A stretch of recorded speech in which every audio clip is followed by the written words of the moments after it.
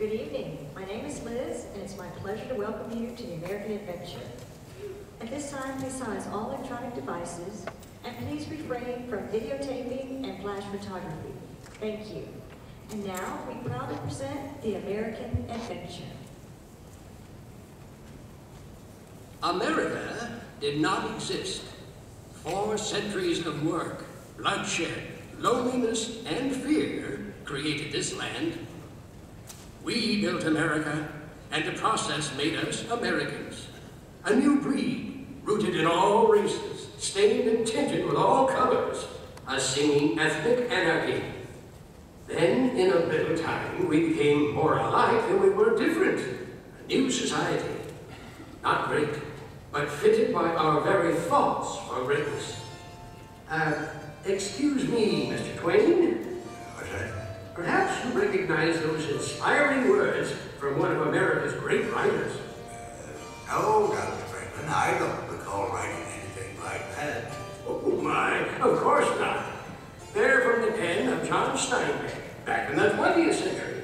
Why, it seems he has nearly the same spirit as the founding fathers themselves. Well, listen to the proud elder statesman. Mr. Twain, pride is one of our national passions. Even those who overcome it are proud of their humility. Easy now. I was born honest. Fortunately, more often. Dr. Franklin is our genuine American antique. I suppose our story begins with you. Actually, it started long before even my time. It started when dreams and visions of a new world were shrouded in the myths and legends of an old world. Finally, through those early mists of uncertainty, sailed the first great adventurers. This tiny ship is the Mayflower, carrying pilgrims in search of their dream, the dream of religious freedom. So, if you'll pardon an old man's pride, for me, this is the beginning of the American Adventure.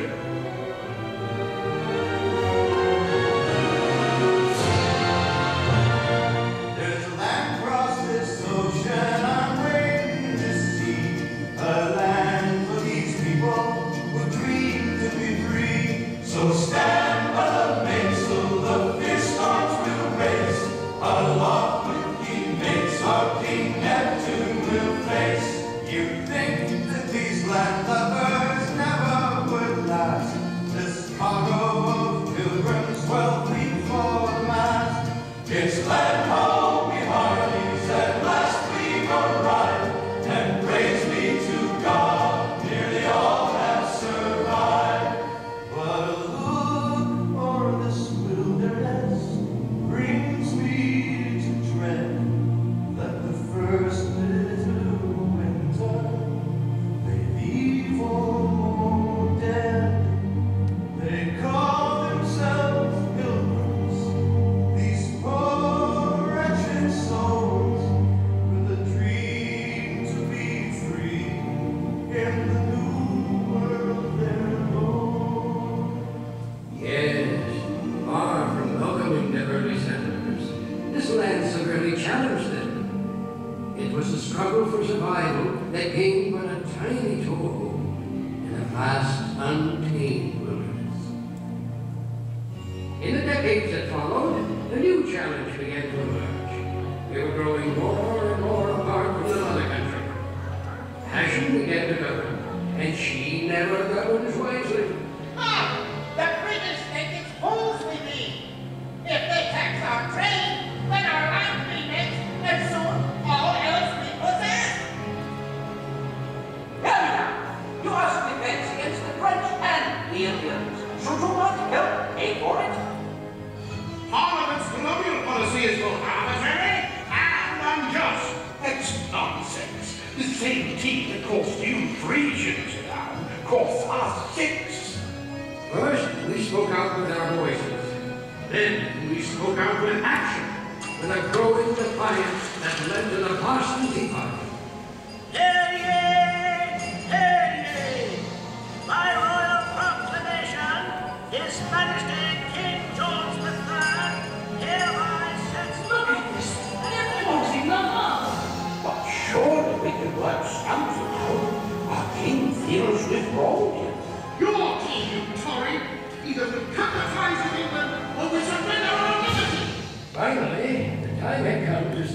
with one voice in a declaration of independence. Good evening, Mr. Jefferson. Have you finished the new draft yet? Those are new drafts all over the floor, Dr. Franklin. It seems one stroke of this pen brings 2 changes from Congress. I told you John Adams should have written this. Oh, by his own admission, you can write circles around him. Mr. Adams has not been prisoner in this law for 17 days. I shall continue tomorrow. You must continue now. Thomas, it is difficult to make 13 clocks chime at the same time. We must carefully justify the separation. Dr. Franklin, while you slept soundly through the meeting this afternoon, we did manage to justify separation.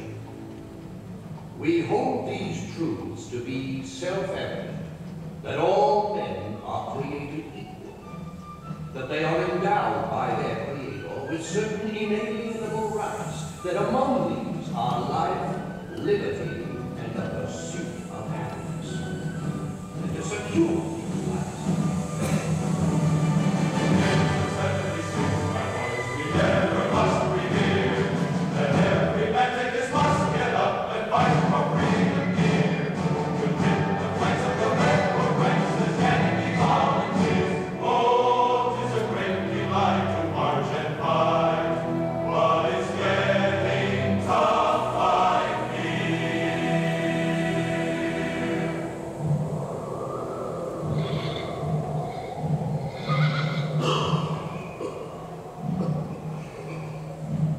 I shall speak another night. At least you got shoes, mate. There's not a dozen left what can say that. Don't tell me. Tell the good general then. Tell him that half his camp has got typhus, smallpox, or dysentery. And there be not a ration amongst us. Now we can forage for heckliners. Aye, while the English open indulge in our Philadelphia's fine food and drink. 'Tis a strange war we shape with George Washington. Countless sleeps warmly in York. And the British are here in Philadelphia. We freeze or starve to death here in Mary Forge.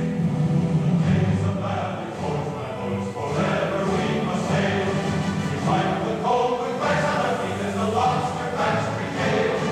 The time will come when they'll be on the run and their ships will homeward sail. Oh, 'tis a great delight to watch and fight along the victory trail. 'Tis a great delight to watch and fight along the victory trail. In the end, we the people prevailed and achieved perhaps our greatest dream. 13 very different colonies became the United States of America, and we were free to become an entire nation of dreamers and doers. Westward bound, Dr. Franklin, to new frontiers. To the age of Samuel Langhorne Clemens. Well, I like to think Mark Twain was part of all that.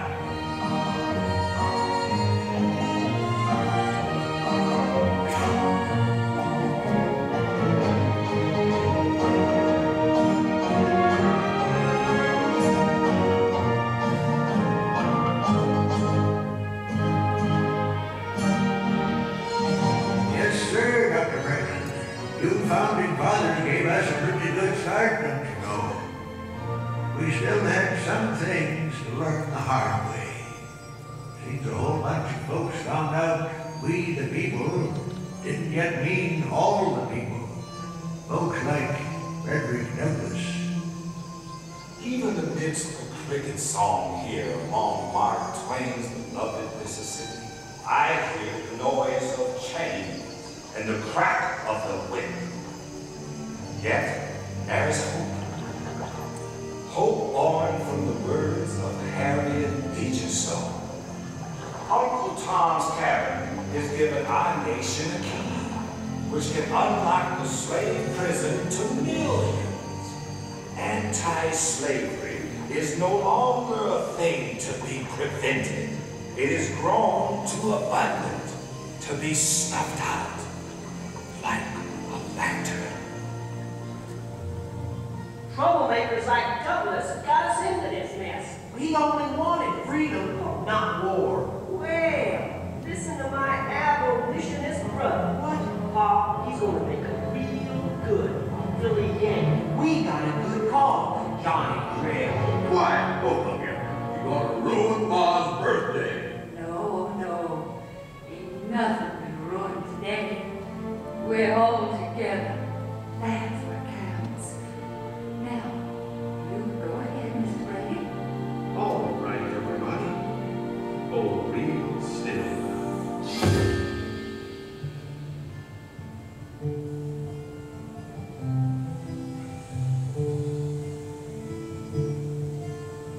Two brothers on their way, two brothers on their way, two brothers on their way, one more blue and one more gray.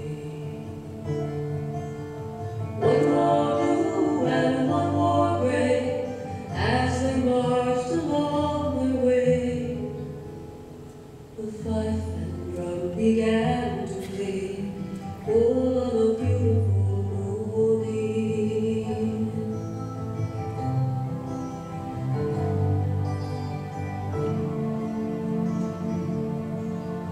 One was gentle, one was kind. One was gentle, one was kind. One came home, one stayed behind. A cannonball, don't pay no mind. A cannonball, don't pay no mind. If you're gentle or if you're kind. It don't think of the foes behind. All on a beautiful morning. All on a beautiful morning.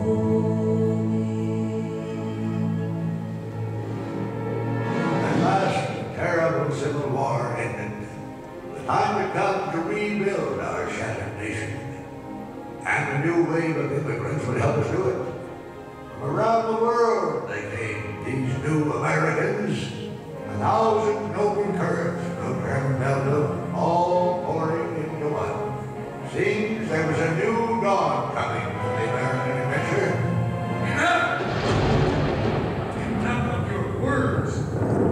Let your new dawn be to the final sunset on my deep south.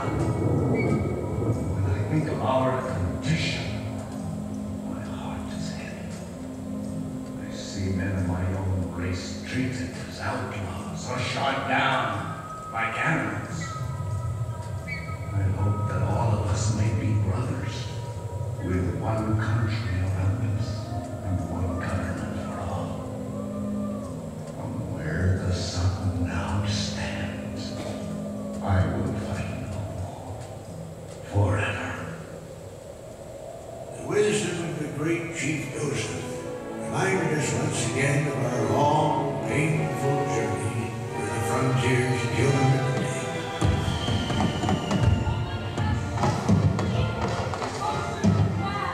For the cause of freedom, together they have made this country what it is. We ask justice.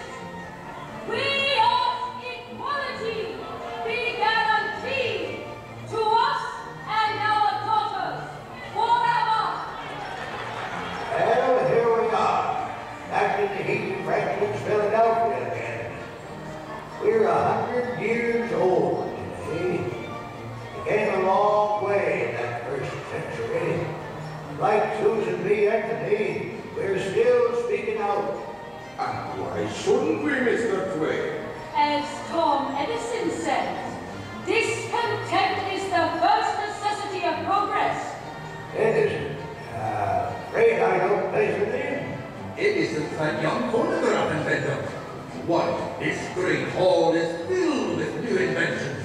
There's Otis elevator, Ford's magnificent steam engine, And don't forget me telephone, the true hallmark of progress. Aha! Behold the proud Scots. That's right.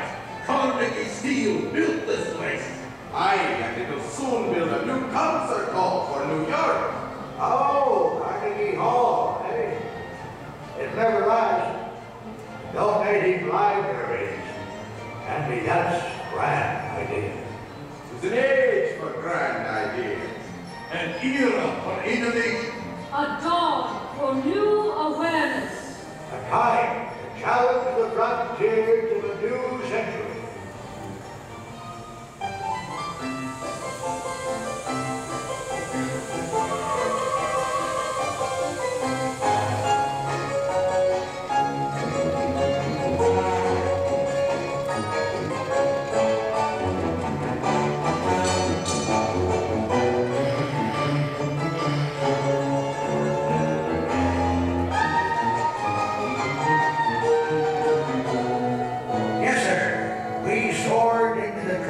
Century of the wings of invention and the winds of change. But our American uniform, she was changing too. We needed people like Teddy Roosevelt and an outspoken naturalist, John Muir, to get our attention. Beautiful. Bully beautiful. Those falls are magnificent. I was the president. But it won't last if the timber thieves have their way. John, you may be right. The country's growth is putting a tremendous demand on our resources. Any fool can destroy trees. Why, for more than 3,000 years, God has cared for our giant sequoias, saved them from drought, disease, avalanches, and floods. But He cannot save them from fools. Now, John, you know I can't ask lumbering to stop completely. All I ask is that we stop massive destruction. What will our children inherit? Seedlings? Of course not. I realize we're not building this country for a generation alone. I know we've got to expand our parks. Then start it here and now. Make this valley a part of Yosemite National Park. Well, I guess we needed those national parks. Seems the simple life of my day was slipping away.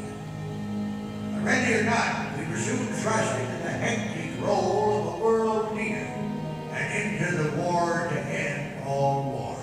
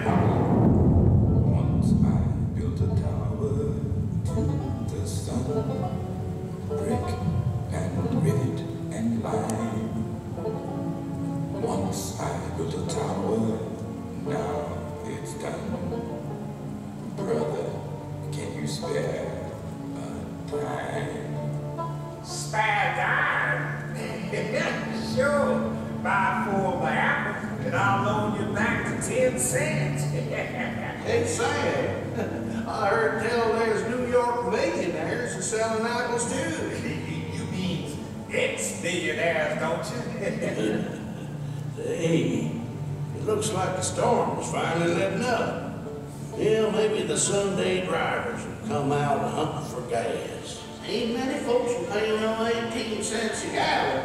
Yes, fellas. Old FDR's been in all the way. This great nation will endure, as it has endured, will revive and will prosper. So first of all, let me assert my firm belief that the only thing we have to fear is fear itself. Yeah, sure hope he's right. Folks can use a little prosperity around these parts. Yes, sir. Before this depression, we sure had enjoyed special blessings. Oh, But you know, it seems to me that we was a mighty cocky nation. We begun to believe that the height of civilization was an automobile, a radio, and a bathtub. Of course, now we're a whole lot smarter. Now Congress wants to trim down the Navy so it'll fit into the bathtub too. You know, it seems to me like we're the only nation in the world that waits till we get into the war before we start getting ready for it. Yesterday, December 7th, 1941, the United States of America was suddenly and deliberately attacked.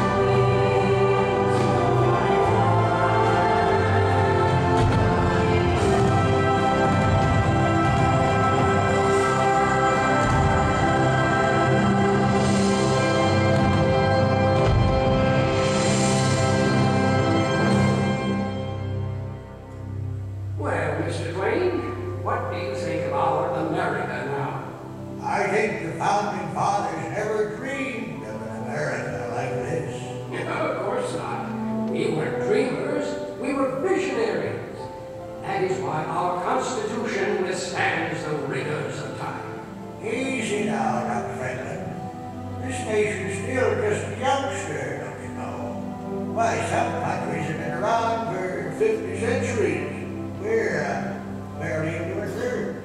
That's true, but look what we've accomplished in that tiny span of time. My dear Doctor, earlier you found John Steinbeck so inspiring.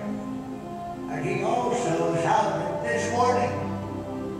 We now face the danger which in the past has been the most destructive to the human. Success, plenty, comfort, and ever-increasing leisure. No dynamic people has ever survived these dangers. I may have invented these bifocals I'm wearing, but I can assure you they are not rose-colored. Mr. Twain, the golden age never was the present age, but with human liberty, we can fulfill the promise and need of America. To everyone a chance, believed Thomas Wolfe. To all people, regardless of their birth, the right to live, to work, to be themselves, and to become whatever their visions can combine to make them. This is the promise of America. Mr. Twain, it is easy to see, hard to foresee, but I foresee the American adventure to continue a long, long time.